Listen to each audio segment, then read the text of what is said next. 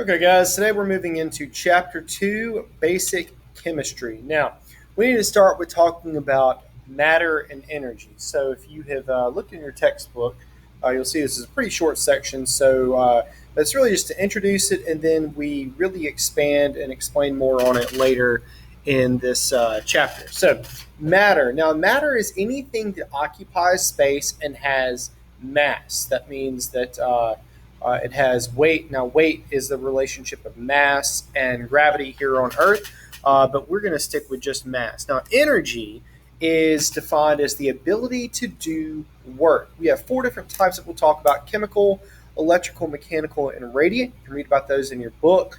You have an assignment dealing with them. Also, you might want to read those definitions carefully in your notes. Now, let's talk about the actual composition of matter. So elements. Now, these are considered the fundamental units of matter, things like carbon, oxygen, hydrogen, nitrogen, phosphorus, calcium, gold, silver, copper, all of these. Now, 96% of your body is made up from the four that are listed right here. And then atoms, those are going to be your basic building blocks of elements. And within an atom, we have three parts. I'm sure this is a review for most of you. We have protons, neutrons, and electrons. Protons and neutrons found in the nucleus. Protons being positive, neutrons having no charge, and then electrons being outside the nucleus having a negative charge. Okay, so the atomic structure of some of the smallest atoms. So hydrogen, we have one proton, no neutrons, and one electron. Helium, we see right here, we have two protons, two neutrons, two electrons. Lithium, three protons, four neutrons, and three electrons. So we can have this unequal proton and neutron number because, again, those neutrons are going to be neutral. They have no charge at all. Now, in terms of identifying elements, we have several ways that we can do this. The first one being the atomic number. This is equal to the number of protons that an atom contains. We'll see why that's important when talking about isotopes in a minute. Now, the next is the atomic mass number. This is the sum of the protons and the neutrons. Typically, it will be twice what the atomic number is, a little bit more than that, but we'll see the exceptions when we talk about isotopes in just a minute. So isotopes have the same number of protons, but they have a different number in neutrons. So hydrogen, like we just talked about, has one proton and one electron. Deuterium, though, has one proton, one neutron, and one electron. And then tritium has one proton, two neutrons, and one electron. But overall, though, it's still going to be a neutral atom because we have this one positive charge, this one negative charge, giving us a net charge of 0. Now, atomic weight, this is very close to the mass number of the most abundant isotope, and it will reflect the natural isotope variation. A lot of atoms in nature are going to have several isotopes that are present. Therefore, the atomic mass is going to be the atomic weight will be the natural isotope variation. Now, let's talk about radioisotopes. These are heavy isotopes, meaning they've got some extra neutrons in there. They tend to be unstable. They'll decompose, which means they'll lose those neutrons to become more stable.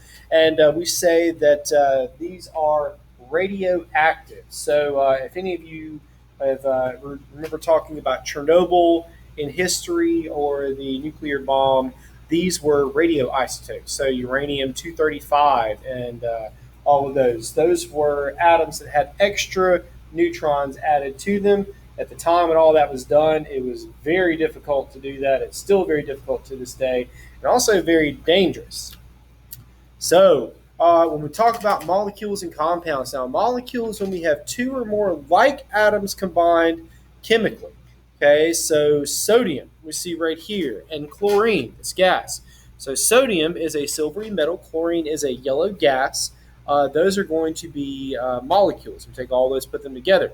Now, a compound is when we have two or more different atoms that are combined chemically. So we take sodium, which is a metal, chlorine, that's a gas. We put them together. We form table salt. That's it. So sodium is explosive when it's added to water. Chlorine is a poisonous gas. But if you combine them, they become table salt, like you put on your French fries or your mashed potatoes, your steak. I don't know why you would put salt on your steak, but if you do, that's the kind of table salt that we're talking about. Now, We need to talk about how we put all of that together, how we put these compounds we just talked about, how do we put them together? Well, we do this through chemical reactions. Now, at this point, atoms are united by chemical bonds. We're going to talk about the three types in the next couple of slides. So, atoms dissociate from other atoms when chemical bonds are broken. So we use the term dissociate to talk about separating, but it implies that those can actually be joined back together. So how do we do all of this? Well, we use those electrons. We just talked about electrons a few slides back, and if you go back to this slide right here, you can see those electrons are found outside of the nucleus. So the closest to the nucleus, they're very strongly attracted to the nucleus, and they'll typically stay there. So each shell has distinct properties, and the number of electrons does have a limit. The shells closest to the nucleus fill up first. The first shell only holds 2. The second shell only holds 8. When we get outside of that, that's when we can start talking about electrons interacting to form bonds. So bonding involves the interactions between electrons in the outermost shell. We're going to call that the valence shell. That's the most proper term for it. And a full valence shell does not form bonds. Okay, so this forms what is called an inert element, atoms that are stable or inert when the outermost shell is complete. So the first shell can hold a maximum of 2. That's going to be helium. Shell 1 can hold 2. Shell 2 can hold 8. Shell 3 can hold 18. We call these our noble gases. So helium is non-reactive. It doesn't do anything. The same helium that you put in balloons. Okay, so atoms tend to gain, lose, or share electrons to complete their outermost orbitals and reach this stable state. So this rule of 8. So atoms are considered stable when their outermost orbital has 8 electrons. Even on that third shell, if they have 18, they can hold up to 18, but they'll be stable if they have 8. Okay, so the exception to this is obviously shell 1, which can only hold 2 electrons. So our inert elements, like I was talking about a second ago, we have helium, neon, argon, krypton. Those are all of our gases that are inert. Okay, you can see that their outermost shell is complete, where it's stable. Now, our reactive elements, though, that's a little bit different. So valence shells are not full, they're unstable, and because of that, they'll tend to gain, lose, or even share our electrons. It allows for bond formation, which is going to make produce a stable valence. So we see right here we have this hydrogen atom and this carbon atom. So what happens here is this hydrogen atom will come in and it will bond with our with our carbon atom here, and that will share electrons.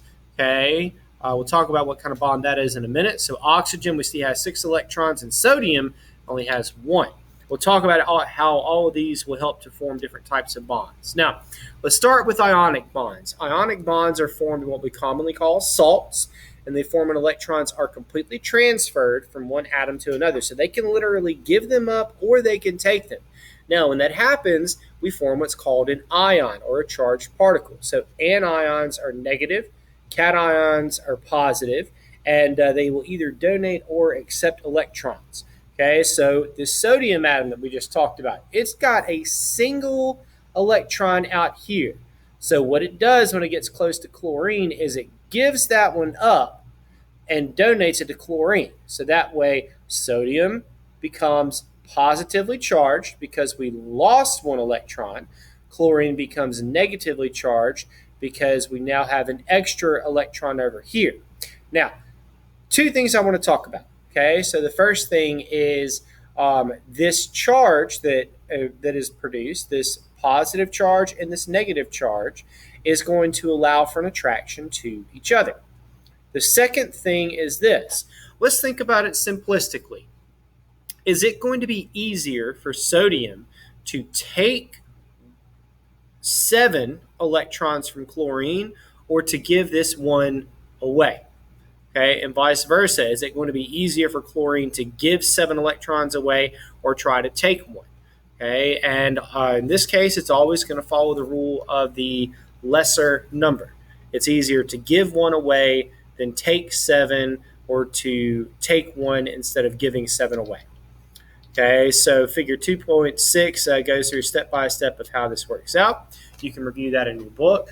Now, with covalent bonds, atoms become stable through shared electrons. I talked about this a minute ago with this carbon and hydrogen bond. So single covalent bonds share one pair of electrons. That means 2 electrons.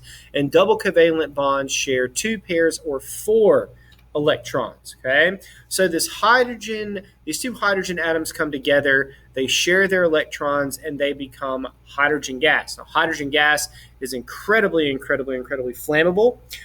It's explosive, actually. If exposed to a flame, it will explode very quickly, very violently. Okay, oxygen is the same way. Oxygen will share 2 pairs of electrons, and it is just as explosive as well. So the question is, well, how do we breathe this in and it doesn't, explode in our lungs? Well, there's no force there, no source there that would allow it to explode. Now, when we take this hydrogen gas right here and this oxygen gas right here and we combine them, that's actually how they make rocket fuel. When they burn it, that smoke that's coming out the back, that's actually not smoke, that's actually water vapor that's being formed. Okay, so when they launch a rocket, that cloud that they are forming is literally a cloud. It is water vapor. Okay, so to go back to the first example that I was talking about with carbon and hydrogen, when we combine 4 hydrogen atoms to 1 carbon atom, we can form what's called methane. Now, we can take a hydrogen off here and we can form more, we can add more carbons to it. We can start making these carbon chains. And this little structure right here in this yellow box, we're going to see that gets repeated a lot in biochemistry, which we'll talk about in the later part of this chapter. Okay, now all of this can lead to what's called polarity. Now, polarity occurs when we have a atom that is neutral overall, but we essentially have electrons spending most of their time around one atom or another. So let's take a look at figure 2.8a right here. This is carbon dioxide. Now, we have carbon, oxygens, pretty much in a straight line like we see right here. So each one is double bonded to the carbon. The electrons equally spend time around all 3 atoms that are shared. Now, with water, though, that's not the case. Now, that's because our hydrogens, they hang out down here, the oxygen is up here, and the electrons tend to spend more time around the oxygen than they do the hydrogen.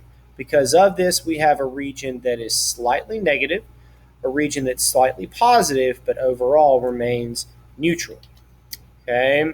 Now, these hydrogen bonds, they're very weak. Hydrogen is attracted to the negative portion of the polar molecule, and it provides for the attraction between molecules. So each water molecule can attract up to 4 other water molecules. So the oxygen can attract 2 hydrogens, and each hydrogen can attract 1 oxygen.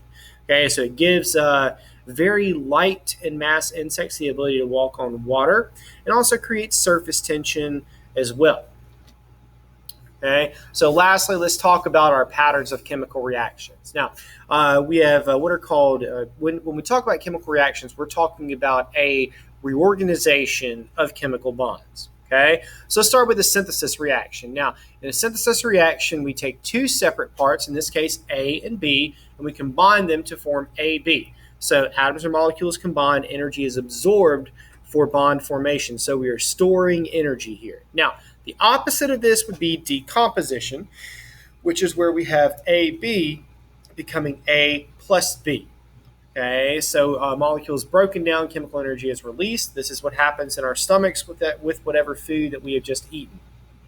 Okay, so figure 2.10 outlines all of this. We have amino acids coming together to form proteins. We'll talk about those later in this chapter.